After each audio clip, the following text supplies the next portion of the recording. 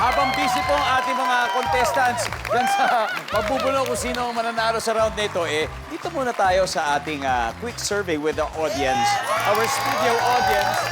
At syempre, bilang mga radio DJs, saka syempre mga tiga-spit ang kasama natin dito. Ang tanong, may kinalaman sa kanila, okay.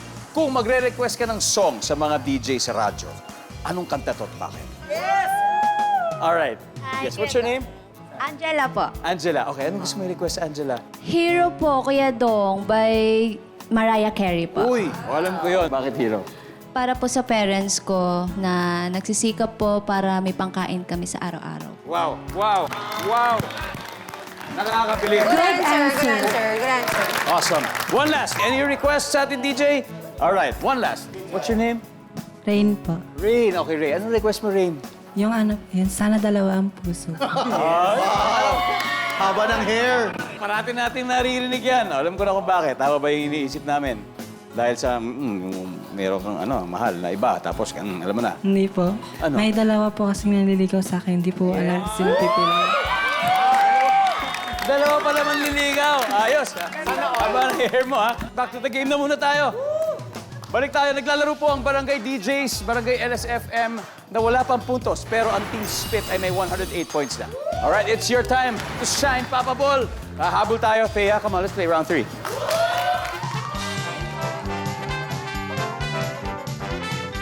Kiss! Kiss! Kiss! Oh. And then John, talagang di papayag. Mainit ang laban. Top 5 answers on the board. Kung lilipat sa rerentahang bahay, anong parte ang una mong i-inspeksyon? Thea, Kwarto. kwarto. Yung tutulugan. Yes, of course. Tutulugan. Yung sa bang kwarto. Papa Ball. Hindi pa yon. Ano kaya ang una mong i-inspeksyonin kung lilipat ka sa isang rerentahing bahay? Banyo. Bakit kaya banyo? Siyempre, maselan tayo lalo na sa banyo. Gusto natin lagi ang pinakamalinis talaga. Malinis na banyo. Totoo yan. Banyo. Boom! Top answer. Okay, good answer. Good Papa Ball, pass or play tayo. Play! Ito na! Here we go! Papa Ding, habol na tayo. Kung lilipat sa rerentahang bahay, anong parte ang una mong i-inspeksyonin? Kusina. Kusina. Kasi doon mo lulutuin yung pagkain mo, dapat malinis din yun. Diba, no? Kusina. Oh, yeah. Papa Marky, kung lilipat sa rerentahang bahay, anong parte ang una mong i-inspeksyonin? Sala. Sala. Yan. Kasi doon tatambay. Oo, yung mga bisita. Diba? Sala. Sala. Sala. Walang pupunta sa bahay namin bisita. Papa Carlo, ano kaya ang una mo inspeksyon pag lilipat ka sa rerentahang bahay? Kailangan check natin yung bubong. Baka may butas. Yun! Oo. Diba? Kasi yun, hindi naman sinasabi yan. For rent, bahay. Hindi naman sabihin na may sira yung bubong. Bubong! Boom! Isa na lang, Papa Ball. Isa na lang! Kung lilipat ka sa rerentahang bahay, ano kaya una mo inspeksyonin?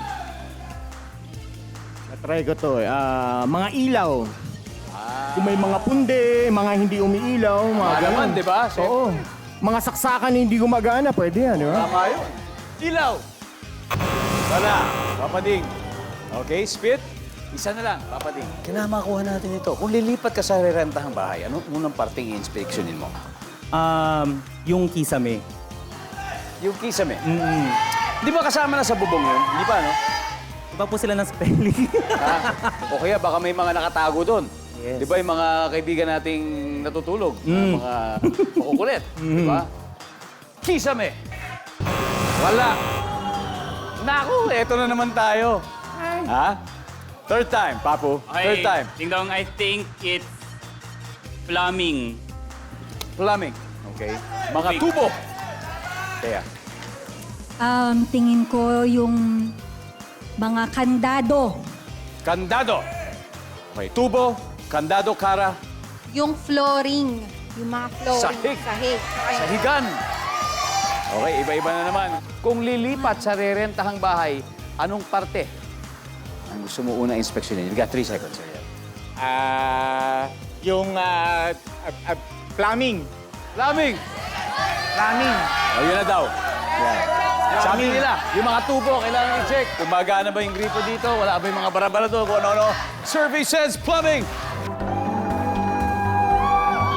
Alamin natin kung nandyan sa pagbabalik ng Family Feud.